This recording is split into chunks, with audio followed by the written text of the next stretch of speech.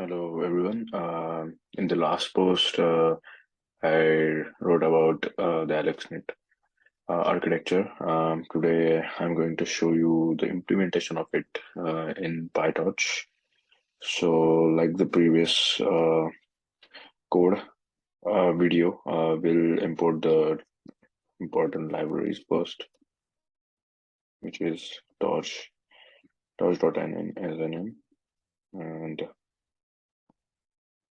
vision, torch vision. Okay. As you can see, here is the right on the right side. It's the architecture of AlexNet. So it's supposed to take the 224 by 224 input image. You can find 227 by 227 resolution in some architectures as well. Uh, but I think it's recommended to take 224 by 224 as normally. Usually we take images with resolution in the multiples of 16 or 32. So we'll take 224 by 224 as input size here. So first we'll create one class called AlexNet. We'll inherit a module class and dot module.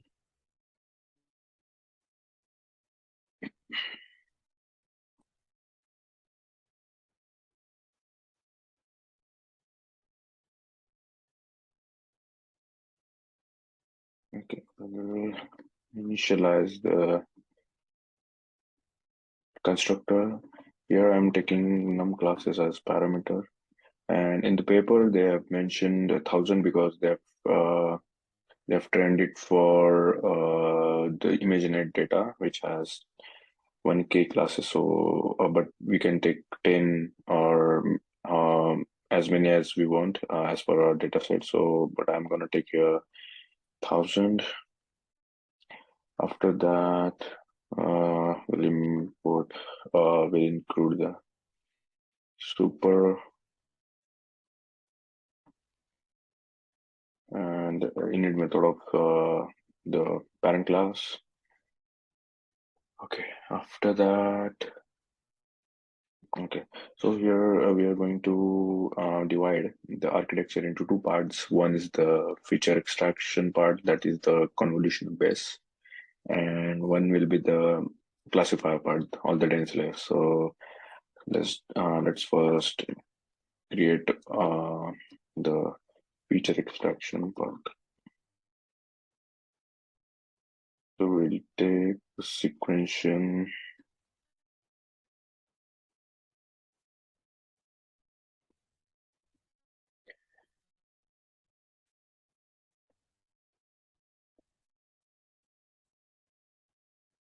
Okay, now in this in total we have five convolutional layers, then two max pooling layers, and the uh, three max pooling layers, and then after that the classifier part. So we'll design in the same sequence as they have mentioned in the paper.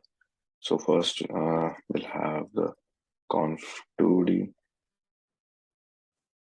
Now in channels, how many in channels do we have here? So in channels will be three.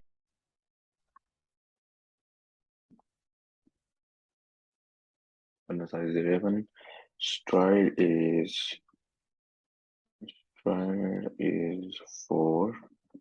and padding is 2. Padding is 2 and we have no bias, so bias equal to false.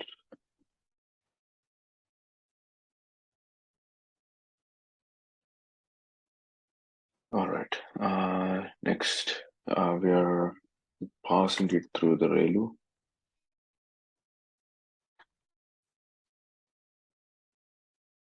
And we can make this in place equal to true.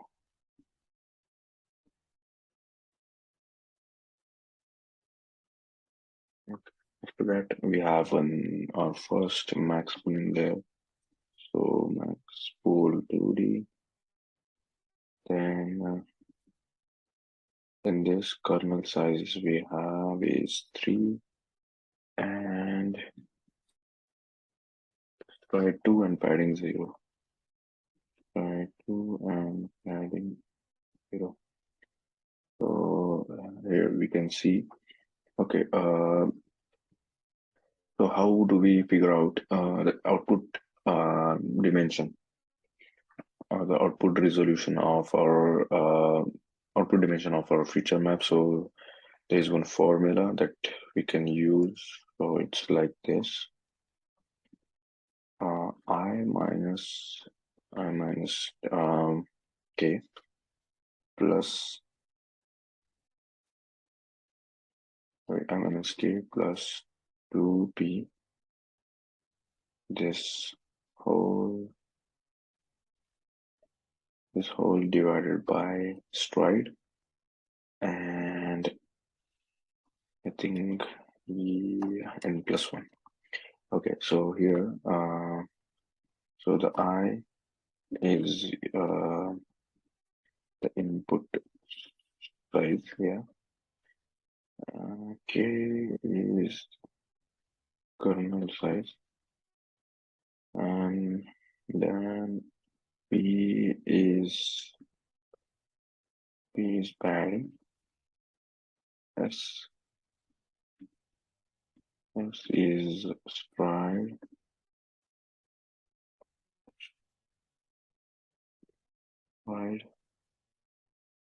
And yeah, that's it. So it's like input size minus kernel size. So it should be plus plus 2 into padding divided by stride and plus 1. So yeah, if you keep this in mind, it works for both max pooling and convolutional operation. Because in max pooling we are using the filter um, like the way we are using filters in the convolutional operation. So if you have to calculate on your own the output shape after the convolution on max pooling, you can use this formula to figure it out. Okay, after first max pooling, we have another second convolutional layer, convolution 2D. Okay, now in channels. So in channels would be now 96. 96. Out channels. Out channels are 192. So here we have the in channels 96. Yeah, out channels as 192. And the kernel size would be 5. Kernel size is 5. Stride is 1. Padding is 2. And bias we don't have. So we are taking it as false.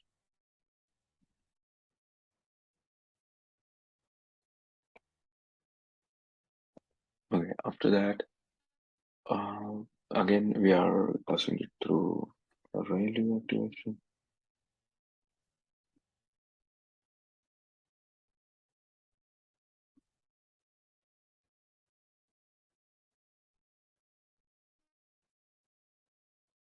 Okay, now we have our next max pooling layer. Pull 2D. Now we have kernel size as 3 and stride as 2 and padding is 0, same as the previous. So maybe I can just call it this. Okay. Now, okay. So here after that. So now after max pooling, we got the output channels as 192. So now for the next conf layer, we'll have input channels as 192, output channels as 384,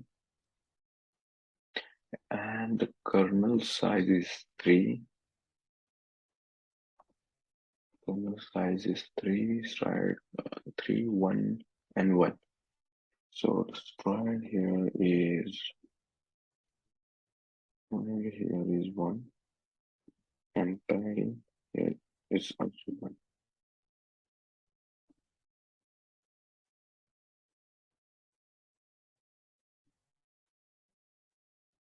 Okay, now we are till here.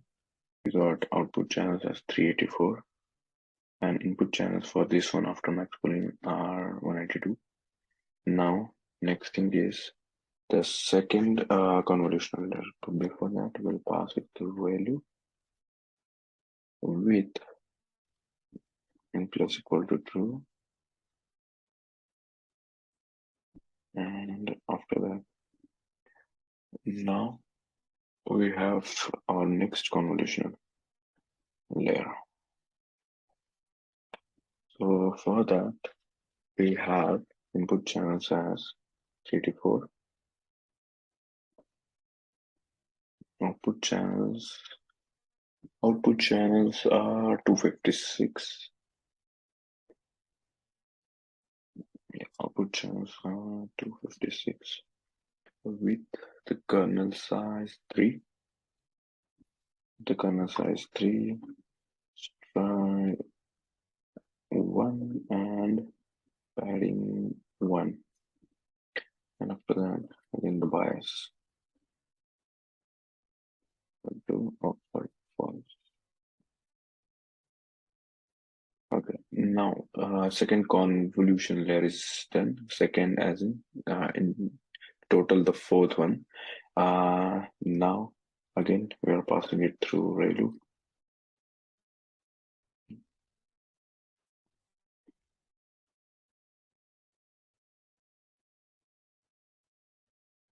Okay, now we are remaining with our last convolutional layer, this one, and after that, max pooling layer. Okay, so as we can see here, the input size for this convolutional layer is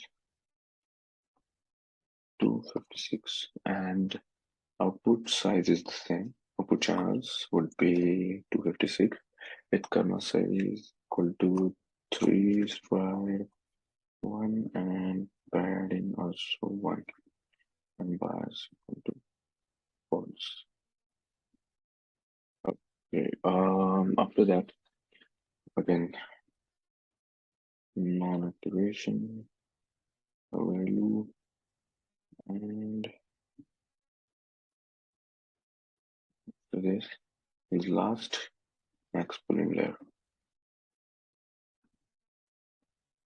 with kernel size 3,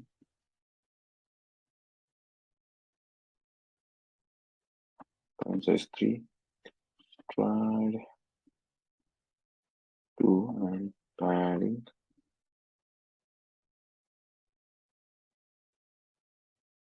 adding 0. And in this way, our self.feature extraction equal the feature extraction part is complete. Now, now we have our classifier part, that is the dense layer, the fully connected layer. So we'll declare classifier equal to dot sequential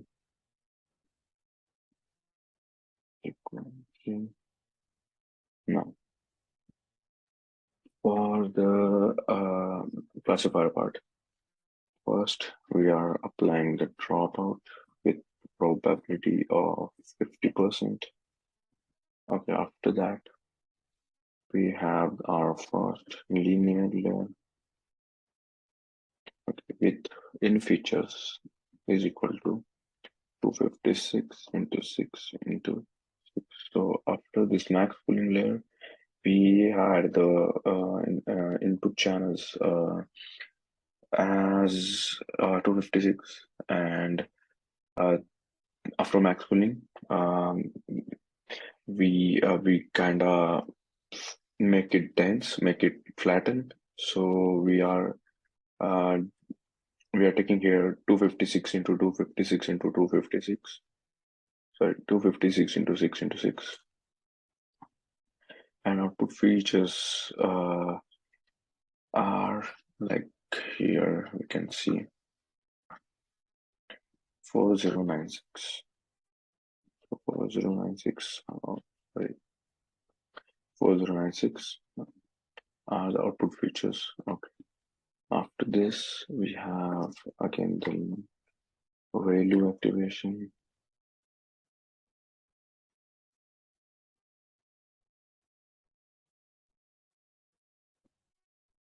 Okay. After that, um, we are applying the dropout layer again with the same probability.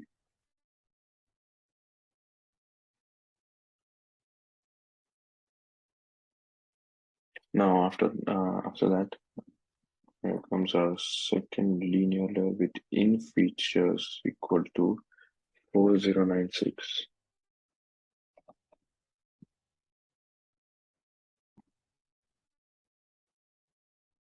And output features are the same, 4096, as you can see here. Okay, after that, again, our res.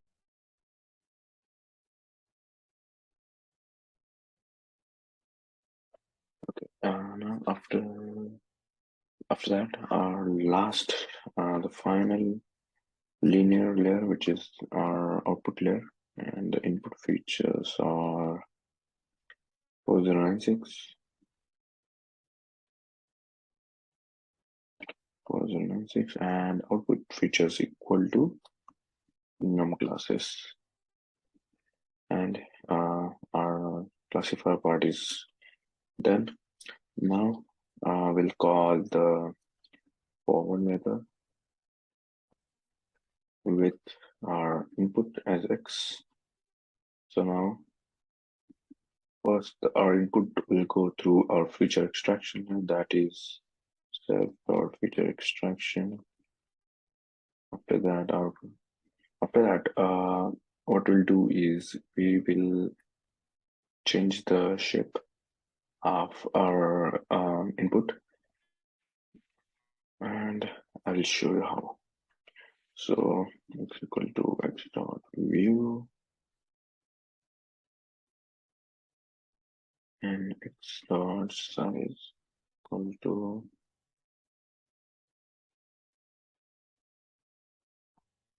should be like this, 256 into 6 into 6.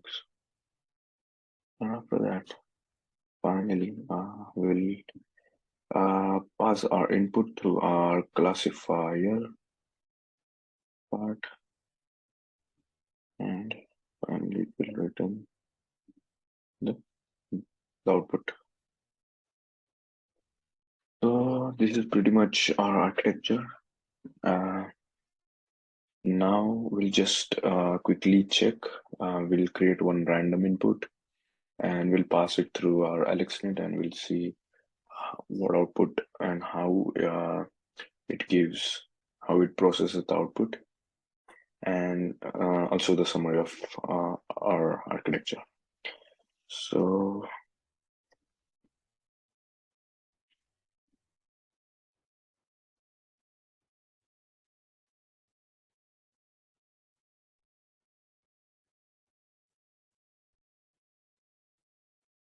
okay, so let's take one random.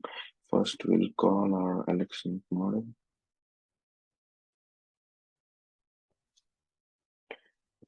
Then let's just first print this model to see its summary. After that, let's take one random.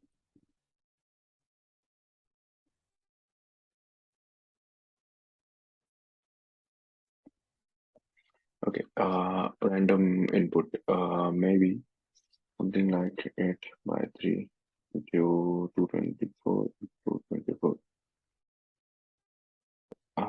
After that, Let's pass it, pass the input to our model. So model and pass input, and also let's just print the ship, the final output ship, and maybe we should print the ship just before viewing so that he'll get to know why we are doing that. X, uh, X dot ship before view.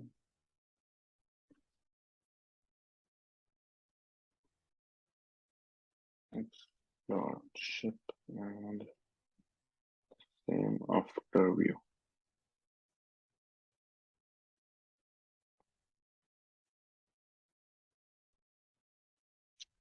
Okay, I think we are set. Now I'll just open up my terminal and run the output.